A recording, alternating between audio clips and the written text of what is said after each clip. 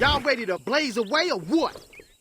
Evo Japan 2024 is less than 5 months away. You know, this is when I'm expecting the first DLC character to release, not be announced, to release. And if the tradition that Tekken 7 started continues into Tekken 8, this will also be the official start of the Tekken World Tour. That's going to be amazing when we get there, but first we got to get there. So let's talk about what's happening now. Now, Tekken 8 is trending, of course, 5,466 posts. 2 characters in, and the weekly trailers is fantastic. There's a lot of discussion about what the order will be, which character will be first, this and that, Yoshimitsu, Steve Fox, Dragunov. It turned out to be Leo. Once that happened, myself and a lot of other people were saying what the order will be. There were some doubters here and there, but seeing that we got the Steve Fox trailer like we predicted, you know, Kuma and Yoshimitsu and so on and so forth has to be coming next. Now what I do, just a little theory, what I do think they have to pair up some of these characters, and what I'm predicting is maybe they'll either pair up Kuma and Yoshi or Yoshi and Shahid, but then also a little bit later I think they will pair up Lee and Alyssa and drop both of those trailers in the same week. They just kind of have to, because there's not enough weeks left till the launch of the game, so some of these characters is going to get sandwiched with another. But regardless of the fact, Steve Fox, then Kuma, then Yoshimitsu. If you guys follow me on Twitter, you would have saw me uploading these screenshots to Twitter. A lot of people was very confused about the source, and the source I will not reveal, but you get a good look at Yoshimitsu, Leo, her health bar, a lot of effects all over the place. Now keep in mind, these are a little bit dated. I believe these are like 4 months old maybe, but it just gives you a good look at the characters from different angles and whatnot. I think the back of Yoshimitsu's design is really interesting, as well as Dragunov's. We'll see these characters in their full glory in a couple of weeks. There's also this video that was released from Bandai Namco that shows Steve Fox in his gold outfit as well. I don't know if this is something that will happen too, where they announced the trailer and then they also showed a character in gold, because I remember for Leo they did the same thing. They showed her gold outfit when she was released, so this is also something that I guess we can look forward to. They did give us a look at a lot of characters' gold outfits, but they didn't give us a look at it like a character like Yoshimitsu or even Kuma for that matter. So I wonder what they will do for those characters who typically don't wear normal clothes, suits and whatnot, right? Round 2. Fight. We have some stuff about Harada, Ikeda. There's some very interesting things that's going on. I want to talk about those after, but first let's talk about Steve Fox. Of course, everyone is upset and just complaining about his face. He's super fat. Like, this is crazy, bro. The Tekken community is wild, bro. Once again, I'm not a part of the Tekken community. We don't have anything in common except for Tekken. But the Tekken community, they hate the fact that Steve Fox has even an ounce of chub on his face. Why is he fat? Is what a lot of people are saying. And in my opinion, bro, I really don't think the guy looks that bad. You can say what you want about his voice. His voice is, yes, it's different. It's not the normal Steve Fox we're used to hearing, but I kind of accept it because it's a new game. You know, Tekken 7, Tekken 8, they already told us how much stuff they were changing and trying to overhaul. Like, they have a lot of resources, and some things that they maybe wanted to do in past games, they couldn't, and this time they can. So yeah, there's going to be a lot of like shocks to us. Wow, they changed this. Wow, they changed that.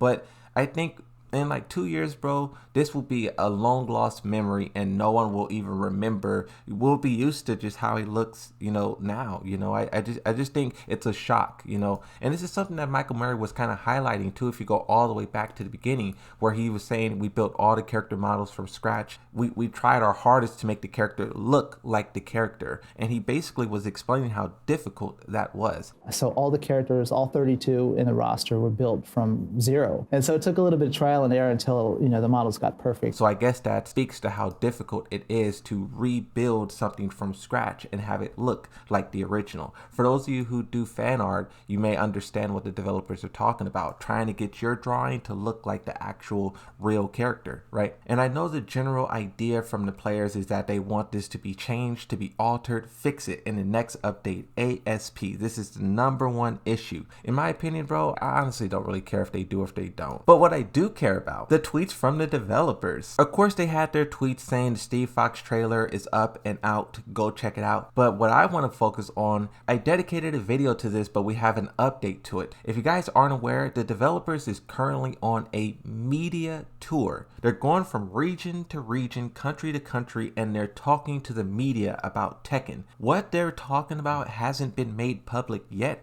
I'm assuming that all of the press is waiting for a specific date, maybe the Game Awards, maybe a little bit later. But if you look at the tweets here, it first starts off with Harada saying, "Here we go." Ikeda says, "I've returned to Japan after dealing with the Korean media. Next is Europe and United States." A little bit later, you have Harada saying, "Arrived in London." Another screenshot where he's at a Italian restaurant in London. This one's really cool and it speaks to how dedicated they are. This is not a vacation. It says workaholic Japanese person who responds immediately when contacted by a company, even in a tourist spot in London. And then also Michael Murray is there as well. First time back in several years, but I had a great time in London. Next stop is Paris. So they're going to Paris after this. Basically, they're just going to be going around and around Europe, and then they're going to the America next. Here's one tweet from Ikeda that I think is so fascinating, and it really gives you an idea of what they're doing. First time in London. Thank you all to the local media. It was a wonderful city and I hope to return someday. Next, we'll go to Paris. The two screenshots that I want to highlight. First off, you have this picture of Ikeda standing in front of all of the Tekken art. Really cool there. But you have this picture here of Michael Murray. What is this? What is Tekken? What? They have a screen and it says, "What is Tekken?" And you can see at the bottom of it, there's every single Tekken game. What they possibly could be doing, first tell everyone about Tekken, right? What is Tekken? Tell everyone about Tekken. Let people know what you're doing. But then also, I think they could be showing the Game Awards presentation to them. And then at the Game Awards, when they reveal it to the public, to us, that's when all of these medias at the same time will drop their news articles, their reviews, first impressions and whatnot. Because if you look in the background too, there's setups. So they probably get to experience the game, Reina, Sanchez, all of that stuff, right? So this is just something, I know I'm putting a lot of time into this, but this is very important, and you know, in like a week and a half, 2 weeks, you'll see why I'm putting so much time into this. But the final topic, bro, this is why I don't like the Tekken community, the FGC, just any type of community. Like, I really am just one person who likes Tekken and I'm not affiliated with any communities, because this kind of behavior is what I despise, bro. You have a player who asks a TO, you know, how do I sign up for the Winter Arcadian, you know, tournament, whatever, right? And then the TO gives some like crybaby response, MDVA Arcadian. What do you think it means? Like, bro, what? And then of course you get what you give. The player responds and says, what a crappy passive aggressive response from a TO of all people. This discussion goes back and forth. You guys can read all the tweets if you really want to, but the one that really went super viral, 1 million impressions at the time of recording. Gonna give you the benefit of the doubt and say you're young with the way you word your responses, but you can just consider yourself banned from Winter Arcadian. I'll see you next spring should you decide to make the trip. This is what I'm talking about, right? You watch a tournament and you see, you know, the commentators and whatnot preach how like, oh yeah, you should get involved and you should get into the community, get active and, you know, be a part, join the Discord. But then when you reach out to someone on Twitter, they give you a crappy response. They treat you like you're less than. And what's really sad about all this too is like, not only did this person get blocked, did this person get banned, but now this person doesn't even want to participate anymore, doesn't even want to compete. Every once in a while, I'll see someone say, I wonder why fighting game communities aren't bigger. I wonder why this. In my opinion, it's instances like these that prevent growth. A lot of gatekeeping, a lot of egos, a lot of people thinking that they're bigger than what they are. And it's just like, you know, bro, like, I don't know. But that's it.